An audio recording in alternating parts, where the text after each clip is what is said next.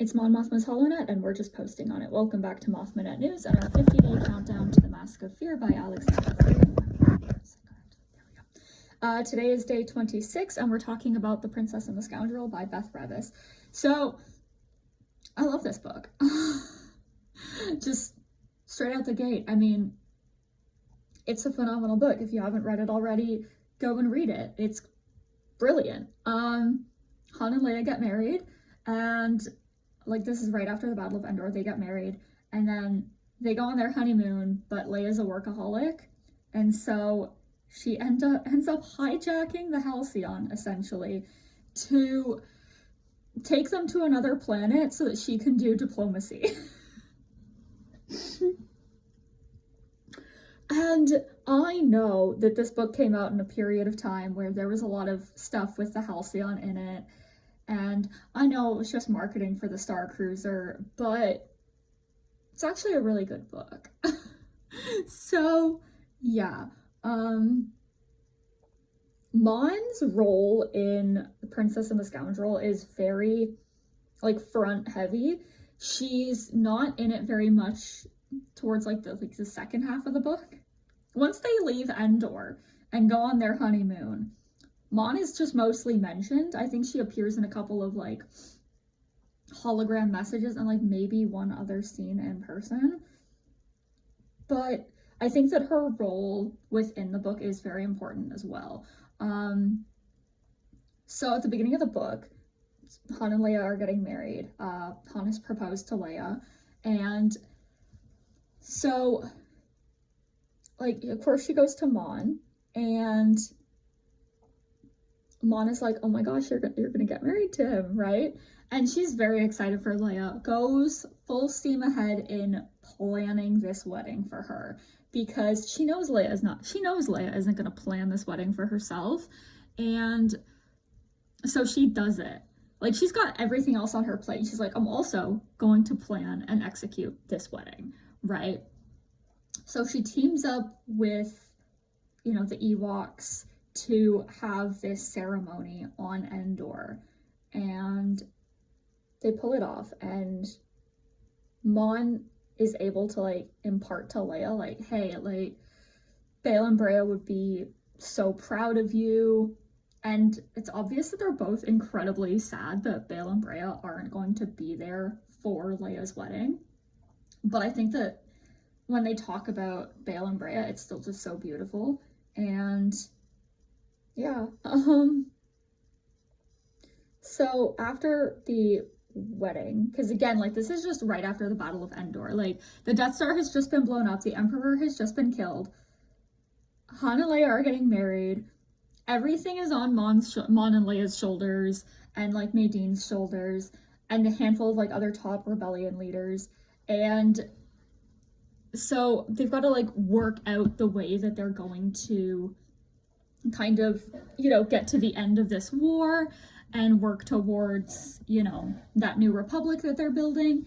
And Mon is fully like, Leia, take a break. You really deserve it. Mon, you deserve a break too. But we're gonna leave that for now.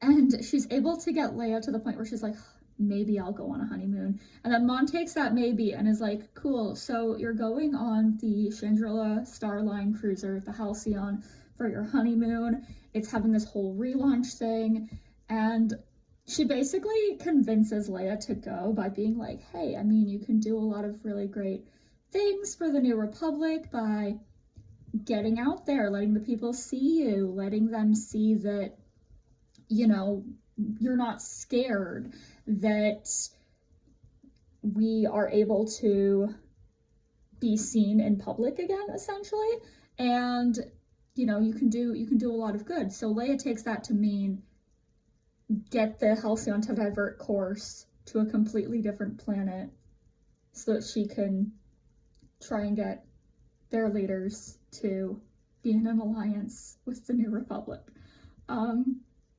And ultimately, like, it turns out fairly well, but there is, like, a pretty big threat to this planet. And then she's able to, like, contact Mon to have them send, like, backup and more resources to help this planet, which is kind of also a really good thing, because if they hadn't done what they did, this planet probably would have been just fucked. And it would have been really bad. Of course, this isn't exactly what Han pictured for his honeymoon, and because I guess he's just a guy. He just wants to spend time with his wife. You know, they were just recently reunited after he was frozen in carbonite for a year, so he's got a lot to catch up on. He was unfrozen from carbonite and has just been going through it since then. But I think that the big, really important thing was that for Mon, I think, because of course now we have Andor season 1, and we're about to have Andor season 2 as well.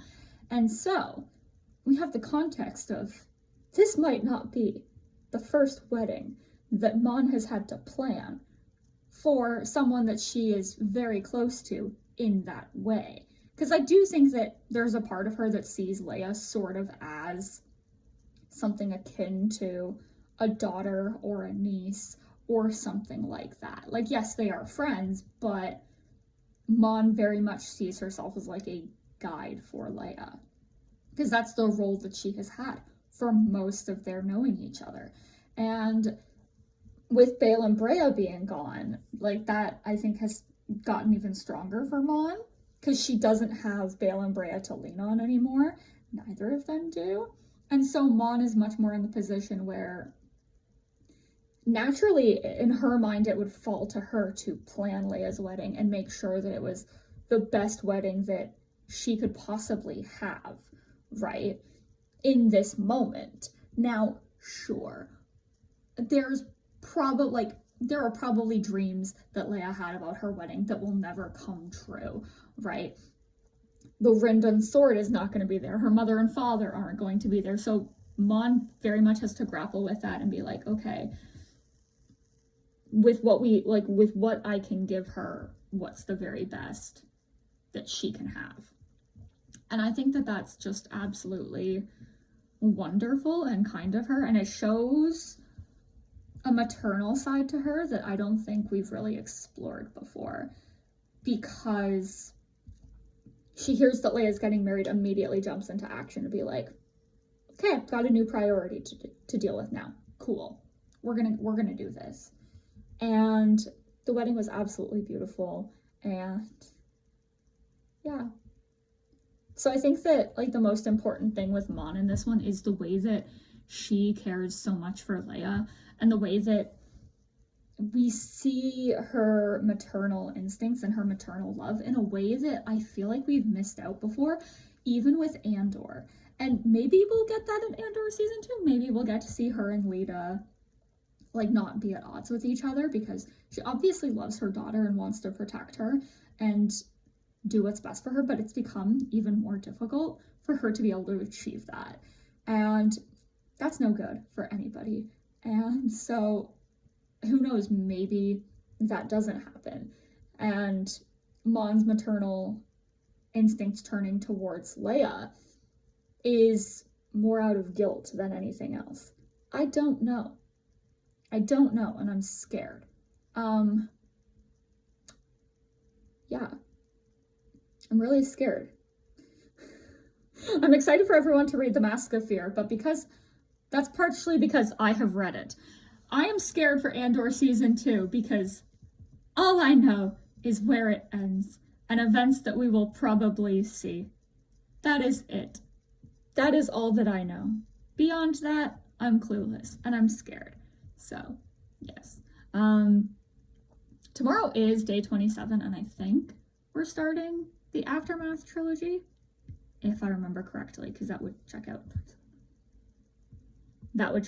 So we have 3 days where we're covering the Aftermath trilogy, because we're doing 1 day per book, and then we're doing Bloodline by Claudia Gray, and then The Rise and Fall of the Galactic Empire, which is probably going to be a little bit of a long video. I don't know how long yet, but because it's going to cover a lot of things that we've already talked about in the last handful of days with, various things that Mon does It's going to also tackle things that we did not talk about. So it's going to be fun. It's going to be a lot of fun. We will see you tomorrow for the first book of the Aftermath trilogy.